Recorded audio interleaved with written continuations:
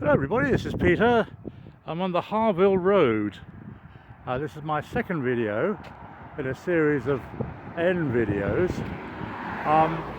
It's a Saturday on, it's the 10th of August, and I'm at a high point on this roller coaster of a road, and there's a nice view here, and I thought I'd stop here. I've tried to find an app that tells me when the trains are coming backwards and forwards, but as some of you may recognise this bridge across the Chiltern Railway as a bridge across the Chiltern Railway. Just now I was trying to go across the bridge, but a chap in a hut over there, I think you can just about see the hut, didn't seem to think that was a good idea, so he stopped me. So there we go. But at least I can film the bridge from not being on the bridge, which perhaps is a better view. But scanning round, what hoves into sight but Dominique? And Dominique seems to have covered at least half the land journey from the lake to the tunnel. Now, people are very helpful people. I can barely keep up with the number of comments that I'm getting, but most of them are either humorous or informative or both. And there seems to be a consensus amongst people who know these things that Dominique will finish its or her or his task around the end of August. It's August the 10th now. So that's 3 weeks' time. So, you know, it's fairly urgent that I get as much filming as I can.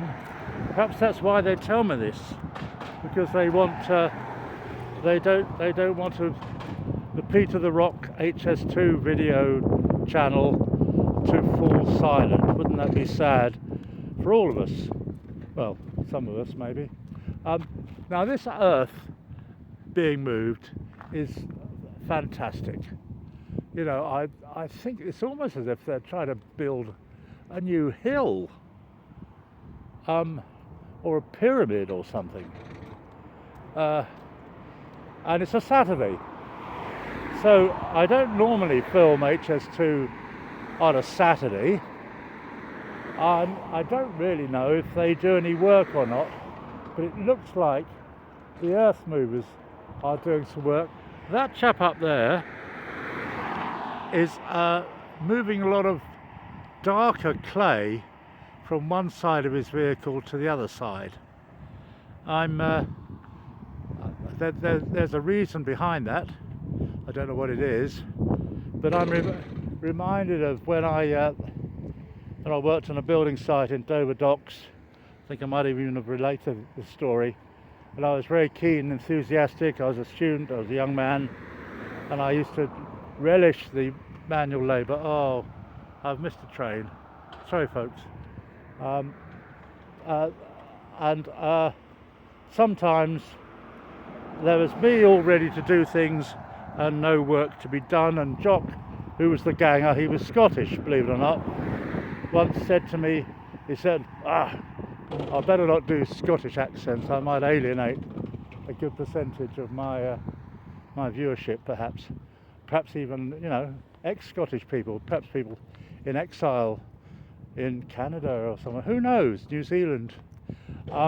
Anyway, so I won't do a Scottish accent, but he said, move that pile of sand from there to there, pointing to two places, not very far apart, about 8 foot apart.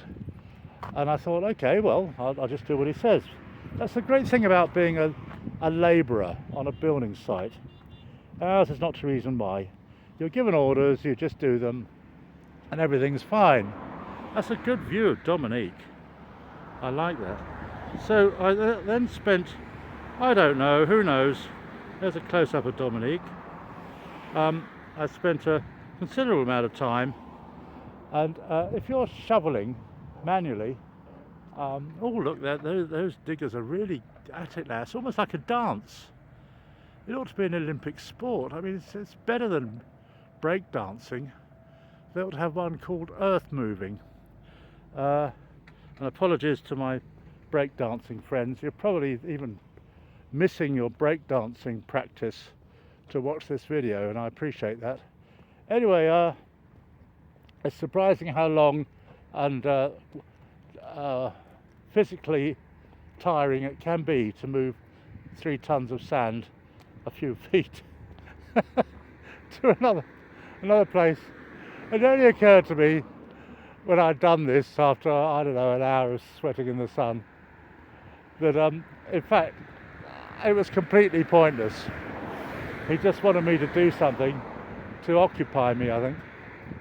So the moral of the story is, perhaps some of you have got kids, you don't know what to do with them, get a ton of sand and ask them to move it from one place to another. That'll do the job. Anyway, we are now going downhill. It's quite a downhill walk this. I did say that the Harvil Road is a roller coaster. I hate that word to describe it, because it's not really. It's not. Roller coasters are exciting and interesting. Now, in answer to my question about how much activity and work is being done on a Saturday, well, the answer is not a lot, almost none. So I'm sorry to viewers who are sort of particularly interested in seeing orange-suited chaps maybe go up and down ladders or shout at each other or whatever. That it looks like you're in for a disappointing end of video, but at least we can see, at least the walls aren't, prohibitive, and we can see the trackway. There goes a U9 rattling all the way to Harefield, which I've caught many times, and at least we can see the trackway, which obviously is Dominique is more or less lined up straight at that end of it, maybe I would say 700 yards away. Any of you experts who write in the comments have worked out the average speed of Dominique, given that distance, could probably work out how long it'll take to get to here. And I think it's not going to go much further than here, because I don't think it's going to be able to work underneath the Harvil Road upon which I walk. So it's a very pleasant little valley, really. This is the Colne River Valley. Perhaps it should more accurately be called the Grand Union Canal Valley, but obviously the Colne came first.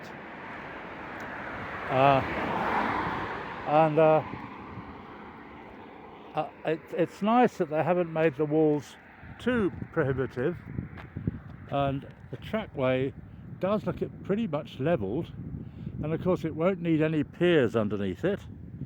So maybe Dominique is reaching the end of its useful life around about now, because there only seems to be a gap of maybe 100 yards between the viaduct as it is and this flat land-based bit of what will eventually be the trackway, which will go under the Harvil Road and enter just over there into, I think it's called the Copful Tunnel. So the days of Dominique are numbered. I don't think Dominique has much of a personality, although perhaps it does.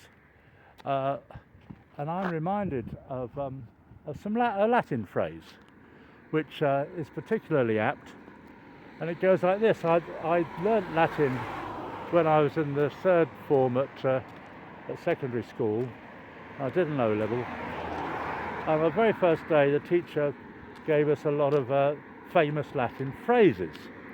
I do remember some of them, but I won't bore you with them all, but one struck me as particularly weird, and it goes like this, something like this: Nos morituri sumus te salutamus. And I think it literally means, we who are about to die salute you. And the point of it was, the gladiators would say that, or shout it, or sing it, or whatever, when they entered the arena and they look at Nero or Caesar or whoever's it. There's a big cheese at that particular time, and they'd say that, and what it meant was that they knew they were about to die, but they still showed loyalty to Caesar. They knew it was all for the common good. It's a pretty daft thing to think, and my entire adult life I thought, what a daft thing to say, because if you're about to die you'd probably want to say something else, you know. But there you go. But yeah, so if Dominique had a personality and if it knew Latin, I think it must be realizing that its days of useful endeavour, certainly in the Harefield area, are nearing a close. I'll give you a bit more Latin some other time, but I've probably had quite enough for one day. It's Saturday the 10th of August, Peter the Rock. Thanks a lot for watching. Cheers.